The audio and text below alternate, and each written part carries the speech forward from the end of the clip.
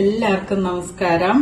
ഇന്ന് നമുക്ക് ഉച്ചയ്ക്ക് ചോറിനൊരു സോയാബോൾ കറി ഉണ്ടാക്കിയാലോ? ഒരു പാത്രത്തിൽ അല്പം വെള്ളം നമുക്ക് ഉപ്പും ഇട്ട് തിളപ്പിച്ചു വെക്കാം. ഉപ്പിട്ട് നമുക്ക് ഈ വെള്ളം തിളയ്ക്കുമ്പോൾ നമ്മൾ അതിനകത്തോട്ട് സോയാബോൾ ഇടും. ഇതൊന്ന് തിളയ്ക്കട്ടെ. നമുക്ക് മൂടി വെച്ച് തിളപ്പിക്കാം.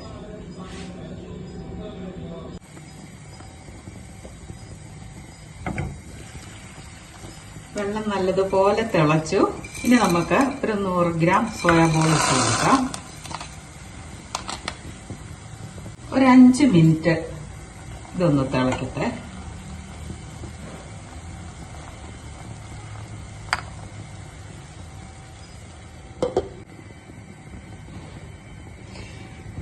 നമുക്കൊന്ന് തുറന്നു നോക്കാം. നല്ലതുപോലെ തിളച്ചത് കണ്ടോ നമുക്ക് കാണാം. ഇനി ഒന്ന് തുറന്നു നോക്കാം. ഇനി സ്റ്റവ് നമുക്ക് ഗ്യാസ് ഓഫ് ആക്കാം. എന്നിട്ട് ഈ വെള്ളം ഊറ്റി കളഞ്ഞിട്ട് നമുക്ക് തണുക്കാൻ വെക്കാം. ഇനി നമുക്ക് ചട്ടി അടുപ്പത്ത് വെക്കാം. ഗ്യാസ് ഓൺ ചെയ്തു. വെള്ളം ഒന്ന് വറ്റട്ടെ. നമുക്ക് എണ്ണ ഒഴിച്ചു കൊടുക്കാം. നമുക്ക് എണ്ണ ഒഴിച്ചു കൊടുക്കാം. ഇനി ആവശ്യത്തിന് കടുക് ഇട്ട് കൊടുക്കാം.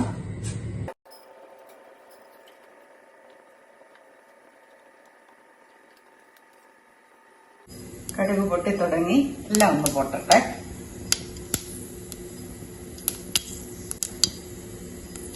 ഇനി നമുക്ക് അരിഞ്ഞു വെച്ചിരിക്കുന്ന ഒരു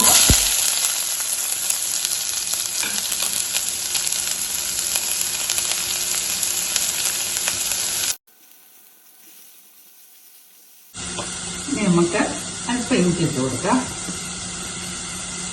ഇഞ്ചി ചെറുതായിട്ട് അരിഞ്ഞത്, വെളുത്തുള്ളി അരിഞ്ഞത്, കറിവേപ്പില ഇട്ട് കൊടുക്കാം. അല്പം മഞ്ഞൾ പൊടി ചേർക്കാതെ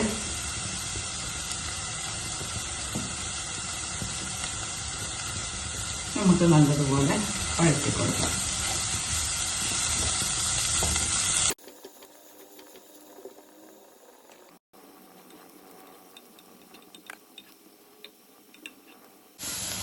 ഇനി നമുക്ക് ആവശ്യത്തിന് മുളക് പൊടി, കാശ്മീരി ചില്ലി ഇട്ടു, മല്ലിപ്പൊടി,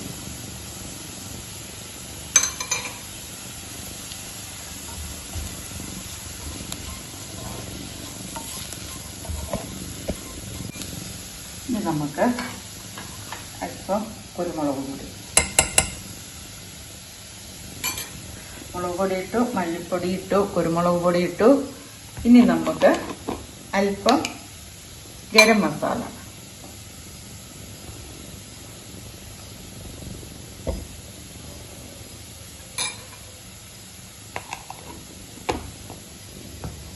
നമുക്ക് ഇളക്കി യോജിപ്പിക്കാം.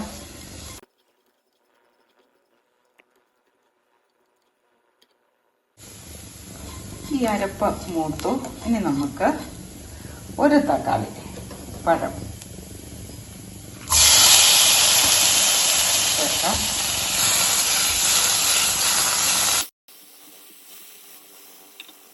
നമ്മള് സോയാബോളിന് ഉപ്പ് ചേർത്താണ് വെള്ളത്തിലിട്ട് തിളപ്പിച്ചെടുത്തത്. അപ്പോൾ ഈ അരപ്പിന് ചേരാൻ മാത്രം ലേശം ഉപ്പ് കൂടി ചേർത്ത് കൊടുക്കാം. ഈ അരപ്പിനുള്ളത് മതി. പിന്നെ പോരെങ്കിൽ നമുക്ക് അവസാനം ചേർക്കാം. ഇളക്കി കൊടുക്കാം.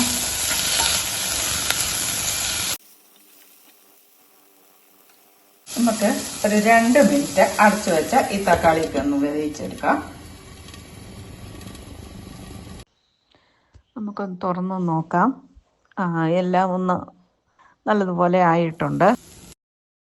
ഇനി നമുക്ക് 1 കപ്പ് തിളപ്പിച്ച വെള്ളം ഇതിനകത്തേക്ക് ഒഴിക്കാം.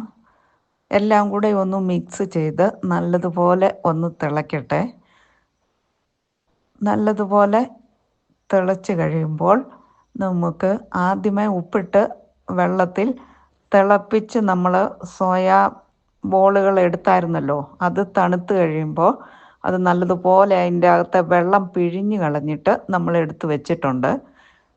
ഈ അരപ്പങ്ങ് നല്ലതുപോലെ തിളച്ച് കഴിയുമ്പോൾ ഈ ബോൾസ് നമുക്ക് അതിനകത്തേക്ക് ഇട്ട് നല്ലതുപോലെ മിക്സ് ചെയ്ത്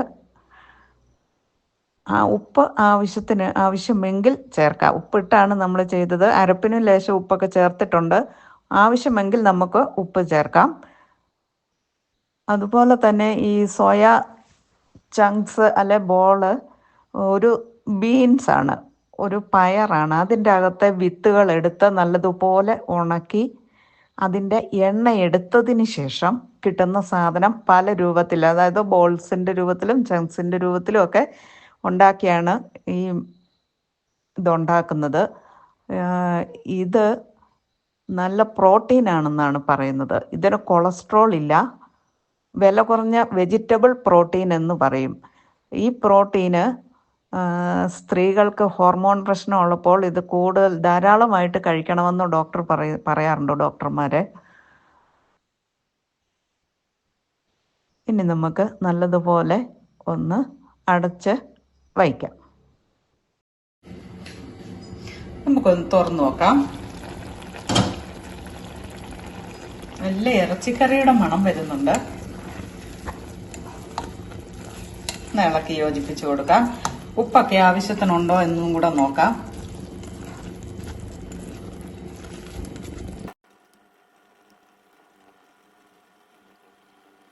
ഉപ്പൊക്കെ ആവശ്യത്തിനുണ്ട്. ഒന്നുകൂടെ ഒന്ന് കുറുകി നല്ല പരുവാകട്ടെ.